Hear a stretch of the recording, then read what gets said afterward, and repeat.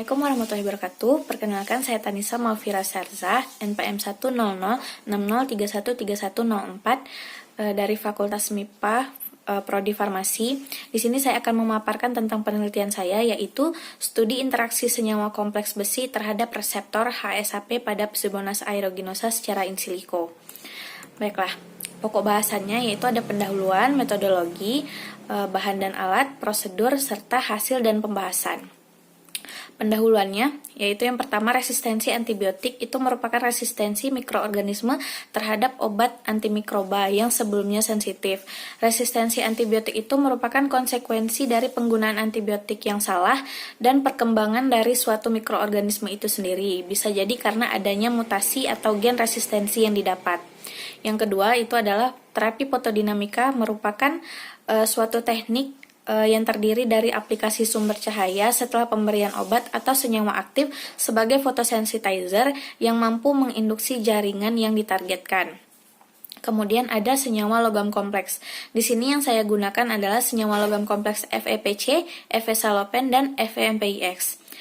Kemudian yang keempat adalah HSAP. HSAP itu adalah hemofor yang diyakini mengambil heme dari hemoglobin dalam medium ekstraseluler dan mengirimkan heme ke reseptor yang serupa. HSAP itu dapat mengambil heme hanya dari hemoglobin jika besi heme berada dalam keadaan asam kuat. Kemudian rumusan masalahnya, apakah FEPC, Efesalopen, dan FEMPIX yang terikat dengan reseptor HSAP pada Pseudomonas aeruginosa ini secara efisien dapat menghambat transportasi heme. Tujuan penelitiannya, penelitian ini bertujuan untuk membandingkan FEPC, Efesalopen, dan FEMPIX yang cocok sebagai pembawa logam untuk photosensitizer terhadap HSAP pada bakteri Pseudomonas aeruginosa secara in silico. Kemudian manfaatnya, hasil dari penelitian ini diharapkan dapat menjadi struktur acuan untuk pengembangan antimikroba berbasis fotodinamika terapi atau PDT. Kemudian metodologi. Yang pertama itu dilakukan studi literatur, kemudian setelah itu pengunduhan struktur kristal makromolekul, lalu penghilangan molekul air antara makromolekul dengan HSAP. Setelah itu, preparasi senyawa dengan menambahkan muatan parsial, lalu preparasi protein dengan menambahkan atom hidrogen dan muatan parsial.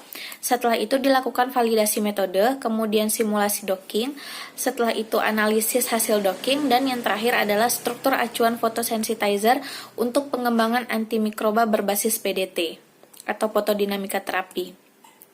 Bahan dan alat. Bahan yang digunakan di sini ada struktur 2 dimensi dari senyawa uji kompleks tersebut dan struktur 3D dari senyawa uji kompleks itu. Alat yang digunakan itu ada perangkat keras. Perangkat keras yang digunakan adalah laptop tipe Lenovo. Kemudian perangkat lunak yang digunakan adalah MGL Tools versi 156 yang dilengkapi dengan Autodock Tools versi 4.2 dan BioVia Discovery Studio 2019. Prosedur kerja yang dilakukan.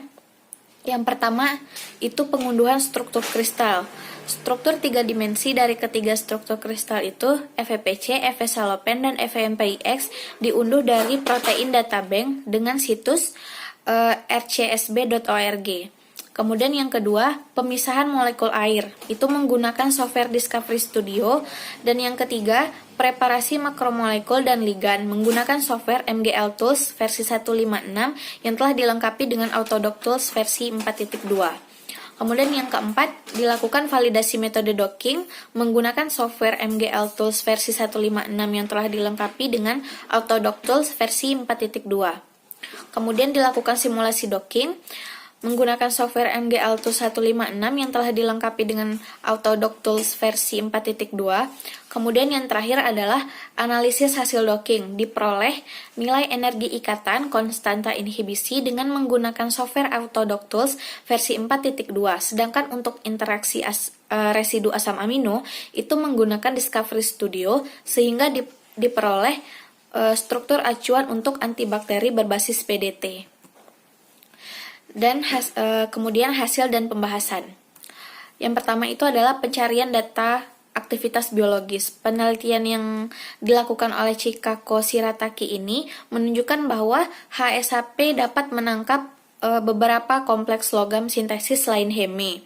Kemudian perlu dilakukan penelitian lebih lanjut berdasarkan metode komputasi. Dan penelitian ini membuktikan bahwa senyawa logam FePC, Fesalopen, dan FeMPIX itu cocok sebagai pembawa logam untuk photosensitizer terhadap HSHP pada bakteri Pseudomonas aeruginosa. Kemudian preparasi molekul senyawa uji. Molekul yang digunakan itu memiliki maksudnya makromolekul yang digunakan yaitu FePC, Fesalopen, dan FeMPIX. Kemudian hasil yang didapat adalah lipofilisitas. Lipofilisitas itu adalah suatu kelarutan obat dalam fase lemak dan fase air. Dan nilai maksimum dari lipofilisitas itu sendiri adalah 5. Dari tabel dapat kita ketahui bahwa senyawa FePC memiliki nilai lipofilisitas 5,6, Fesalopen 6,02, sedangkan FeMPIX 5,826. Kemudian reaktivitas molar atau CMR. Ini untuk menentukan volume yang diisi oleh atom atau gugus atom sehingga memungkinkan mudah atau tidaknya struktur tersebut berpolatisi. Dan menurut aturan Lipinski, nilai dari reaktivitas molar itu adalah 40 sampai 130. Dan senyawa uji dari FePC memiliki nilai CMR-nya 14,88, Fesalopen 9,76, FeMPIX 15,92. Hasil yang didapatkan dari ketiga senyawa tersebut tidak ada yang memenuhi aturan Lipinski, dan dapat dilihat dari hasil yang didapat disimpulkan pula bahwa ketiga senyawa ini akan sulit untuk berpolatisi. Kemudian ada berat molekul. Menurut aturan Lipinski, berat molekul itu tidak boleh lebih dari 500 Dalton. Hasil yang didapat dari senyawa uji FePC berat molekulnya yaitu 568,38, Fesalopen 372,21, dan FeMPIX 620,53. Kemudian hasil validasi metode docking, ini didapatkan hasil validasi dari senyawa FePC, itu nilai RMSD-nya 1,30, hasil validasi dari Fesalopen itu RMSD-nya 0,71, dan hasil validasi dari senyawa FeMPIX itu adalah 0,67. Dan hasil validasi ini telah sesuai dengan aturan Lipinski, karena aturan Lipinski itu tidak boleh melebihi dari 2 Armstrong. Kemudian docking molekular. Prosedur ini digunakan sebagai acuan untuk menentukan orientasi yang baik dari suatu senyawa. Kemudian ada analisis hasil docking. Analisis ini berdasarkan hasil yang diperoleh dari molekular docking, yaitu nilai energi ikatan, konstanta inhibisi, dan interaksi residu asam amino. Dan di sini untuk senyawa FePC, FeMPIX, dan Fesalopen mendapatkan hasil binding energinya yang masing-masing yaitu 0,000 kcal per mol. Kemudian untuk FeMPIX itu adalah plus 2,39 kilokalori per mol. Kemudian untuk senyawa Fesalopen itu adalah minus 11,62 kilokalori per mol.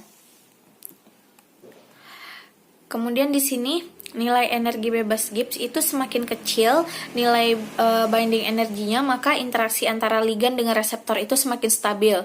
Nilai negatif yang diperoleh itu menunjukkan bahwa interaksi antara ligan dan reseptor itu berlangsung secara spontan.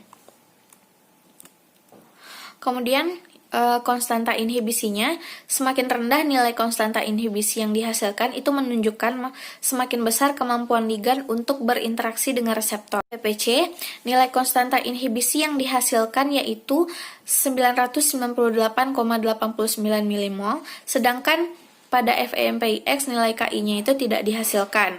Kemudian untuk reseptor Fesalopen menghasilkan nilai konstanta inhibisinya itu sangat kecil yaitu 3,03, sedangkan FeMPIX itu tidak menghasilkan. Untuk reseptor 3-WAH nilai konstanta 998,72, sedangkan untuk efesalopen nilai yang dihasilkan yaitu 995,21.